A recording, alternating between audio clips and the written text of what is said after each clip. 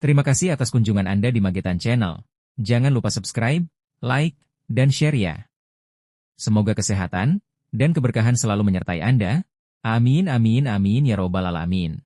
Apakah kalian sudah menemukan sang putri dan pangeran? Kemana kedua anak ini pergi? Si lalat mengambil nafas dalam-dalam, mengatur suasana hatinya, lalu bertanya. Tuan kota, menurut laporan dari gerbang kota, sang putri dan pangeran telah kembali, dan mereka berdua keluar kota untuk bermain.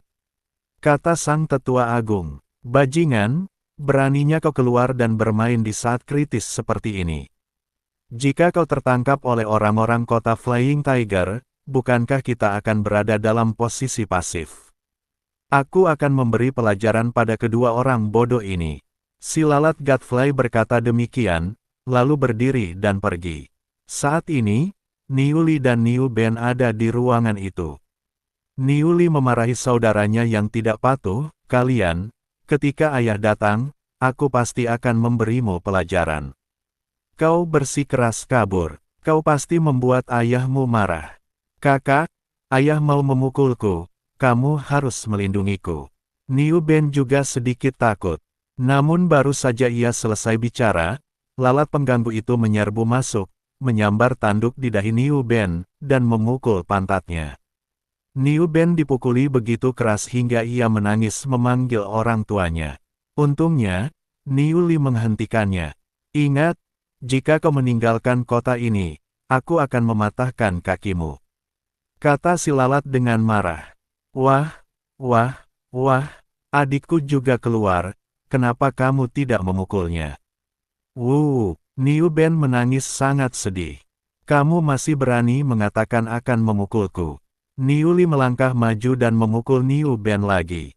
Niu Ben menangis semakin sedih. Dia dipukuli 2 kali berturut-turut, jadi bagaimana mungkin dia tidak menangis? Kalian berdua, kalian bahkan tidak bisa meninggalkan rumah besar ini. Ada banyak mata-mata dari kota Feilong yang menyelinap ke kota ini baru-baru ini. Jauhi orang asing di masa mendatang. Kata si lalat pengganggu. Ayah, kami bertemu seseorang di luar kota. Kakakku, Niu Ben ingin mengatakan bahwa dia bertemu seseorang dan Niu Li memberinya token. Namun sebelum dia bisa menyelesaikan kata-katanya, Niu Li menendangnya dan memotong perkataan Niu Ben. Niu Li, apa yang baru saja dikatakan saudaramu? Tanya si lalat. Kami bertemu beberapa biksu dari bimbingan Dao Agung di luar kota, dan saya menghajar mereka. Niu Li berkata cepat, tidak apa-apa bagimu untuk melawan para pendeta yang baru saja dibawa ke sini, tetapi jangan memprovokasi yang lain. Kamu masih perlu melatih kemampuanmu. Si lalat Gadfly berkata demikian, lalu berbalik dan pergi. Melihat ayahnya pergi, Niu Li meraih Niu Ben dan mulai memukul dan menendangnya lagi. Orang ini hampir memberitahu dia dan membuat dirinya dalam masalah. Tentu saja Niu Li tidak akan melepaskannya begitu saja. Setelah mengalahkan Niu Ben, Niu Li berpikir bahwa dia mungkin tidak akan bisa meninggalkan mansion Tuan Kota untuk sementara waktu, jadi dia ingin menghubungi Chen Ping untuk melihat di mana Chen Ping dan yang lainnya berada, agar tidak disalahpahami oleh Chen Ping dan berpikir bahwa dia belum memenuhi tugasnya sebagai tuan rumah yang baik. Tetapi Niu Li mencoba segala cara namun tidak dapat menghubungi Chen Ping sama sekali, dan tidak dapat mengetahui lokasi Chen Ping. Bagaimana ini bisa terjadi? Ini seharusnya tidak terjadi. Wajah Niu Li penuh dengan kebingungan.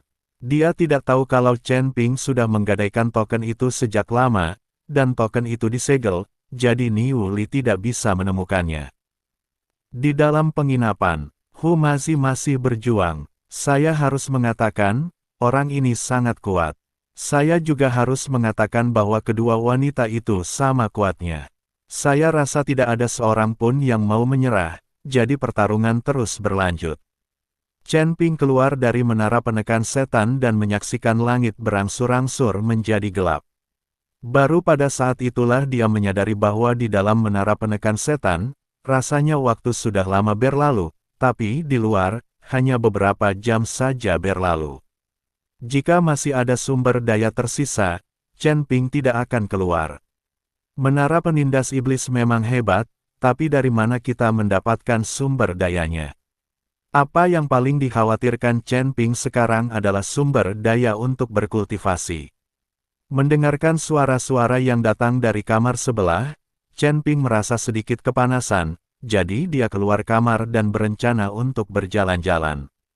Begitu aku keluar, aku melihat si Urui berdiri di luar pintu, tampak sedikit cemas. Rekan kultivator, ada apa? Chen Ping bertanya. Oh, tidak apa-apa. Aku hanya khawatir kedua adik perempuanku tidak akan mampu menahan serangan Tuan Hu. Si Urui berkata, jangan khawatir, yang ada hanya sapi yang mati karena kelelahan, tapi tidak ada ladang yang membusuk. Ikutlah denganku jalan-jalan. Chen Ping menepuk bahu si Urui, lalu keduanya berjalan keluar. Namun begitu aku keluar dari penginapan, aku berpapasan dengan lelaki besar dan lelaki bermata biru itu. Ketika lelaki besar itu melihat Chen Ping, dia sedikit terkejut, lalu buru-buru menyapanya, Dao You, sungguh kebetulan. Kebetulan sekali. Chen Ping mengangguk, tanpa banyak bicara, dan membawa si Urui ke jalan. Pria besar itu menatap pria bermata biru, lalu mengikutinya dengan tenang. Tepat ketika kedua orang itu hendak menyerang Chen Ping dan si Urui, mereka melihat sekelompok berbaju besi hitam datang ke arah mereka. Totalnya ada lebih dari 10 orang, dan setiap prajurit memancarkan aura yang sangat kuat. Melihat hal ini, Chen Ping dan si Urui segera bersembunyi, takut kalau mereka akan menghalangi jalan.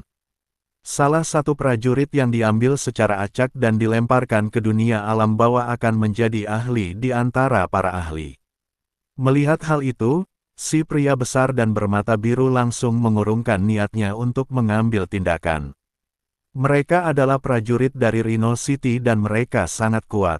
Terlebih lagi, orang-orang ini semuanya membawa aura pembunuh. Untuk memiliki aura seperti itu, aku bertanya-tanya berapa banyak pertarungan yang telah mereka alami dan berapa banyak orang yang telah mereka bunuh.